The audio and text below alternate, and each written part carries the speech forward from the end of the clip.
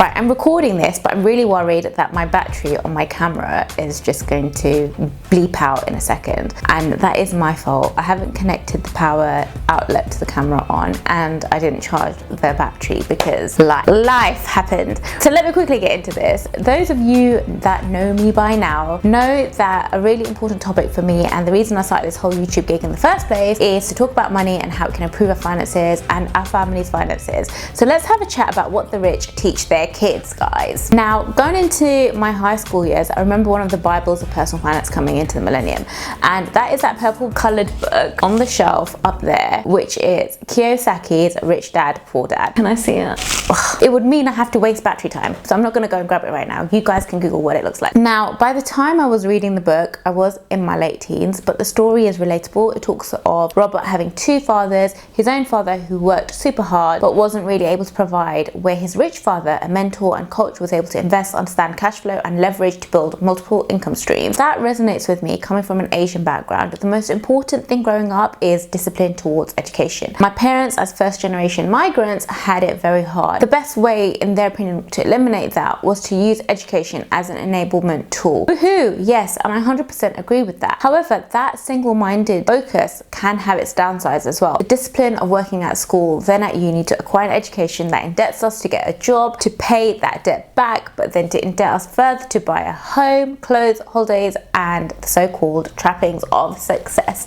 The things we feel we deserve because we have worked hard. So my battery did die, but I'm back. I've got so much noise going on in the background because over the weekend, the ceiling of our first floor shower fell in, and now we've got the builders in, smashing and bashing, trying to get a job done to put a new ceiling in. So as I was saying, you indebt yourself further in those so-called trappings of success, the things that we feel that we deserve because we've worked hard and can now hold down a job. Now, with my own children, I am acutely aware that there is personal discipline required to mature humans, love, support, and of course financing. Then I think about how I spend most of my day working to finance my life. I am quite fortunate that for me, I do love my job and it works for me. So ultimately what happens is we conform, because not having that salary coming in is irresponsible, so we avoid those risks and clock away our hours of life. Instead of doing something for us to enjoy, many people stay trapped in a job. But if we do get good and are successful at the whole job gig, then we can retire at 60, says the government, and celebrate our golden years. Woohoo! No, thank you to that.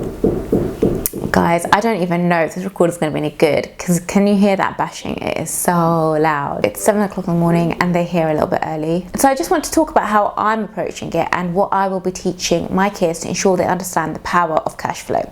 First is to define assets. Now, we all have an understanding of what these are, but as a mother of two little sprogs, there are specific assets I'm thinking about. So the first one is a profitable business. I've always been quite entrepreneurial and no doubt continue to think about creating businesses. I sold handbags at one point, ran sub clubs that morphed into a restaurant, and a few other bits and pieces that I worked. The second one, which is my pride and joy at the moment, is rental properties, and that's my area of focus, which is building rental streams from properties rented out, and I love doing that right now. It's really energizing me and I find it fun. The third thing is creative work that can earn royalties. So YouTube, anyone? Right now it probably pays for my lunch. And then the final thing I want to talk about are stocks and funds that gain value over time. So what I have killed are liabilities, and those are things that lose money over time and bleed out your personal balance sheet. New cars, the depreciation is lost from your personal balance sheet. Expensive designer clothes, I like to put outfits together and not really buy a brand. The third one is latest gadgets. I've managed to pretty much crack my own two phones and my partner's, and where typically that would be a sign to upgrade, I've had my phone for like 2 years now, and historically that would be my limit. I'll be treating myself already to the latest Samsung phone.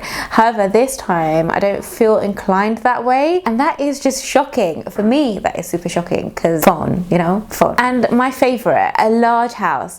I'm a bit torn on this one. It's more to do with wants and needs, but I do love our house. The excess space can be sublet to create an income stream if you have that space as well. So assets and liabilities are important. I don't think I can use this video because that noise is horrific. Financial literacy. Oh my gosh, this is like crazy. The thing is, people that watch YouTube videos don't realize how much effort it takes to record a video. Like, I have to set up my lights, camera, my gear, all these wires all over the place. And when I have 2 toddlers, I have to put all this gear back, so I can't have it just hanging around. So it is effort. It probably takes me 45 minutes just to set up my set before I start recording for like half an hour. But what I was talking about is financial literacy. I am gonna plow through this video because I'm determined to just have it done and see what it turns out like. I do have my partner to thank for switching my mindset to that financial literacy mindset. I had it, I just didn't conceptualize it the way I needed to. It's an issue we all have. We understand our time is scarce, we understand money and resources are scarce, but we don't take the time to conceptualize it, and that is the key thing.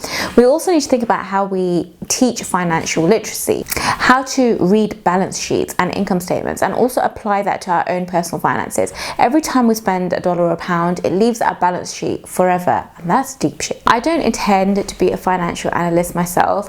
This is so bad. I do love apps like I've mentioned previously, like YNAB, that rely on double entry booking systems to tie your income statement, your personal P&L, your cash flow into income, expenses and balance sheet, which is your net worth. It's beautiful, and I will be teaching my kids on how that double entry works, cause and effect. Also, being financially savvy means having discipline and becoming a person in control of your emotions. Raising humans to be emotionally balanced people is a hard task. We hear time and time again that money doesn't make you happy. I don't completely buy that. Money can amplify that default you have. I don't even know. I'm gonna have to wrap up this video. What I do want to say is, if you take lotto winners who lose all their winnings, or celebs or sports stars who lose it all after the cash flow stops because they don't know how to manage their money. Teaching children to be emotionally balanced, content and happy with who they are is where it all starts off. So all of us need to develop our interpersonal skills to work better with others. We're social beings after all, and we need to interact better and connect better with our fellows to be more successful. Power is in numbers, guys. We have to remember that our lives are shaped by our minds, and it is our job to shape our minds, but also our job to shape our young ones' minds.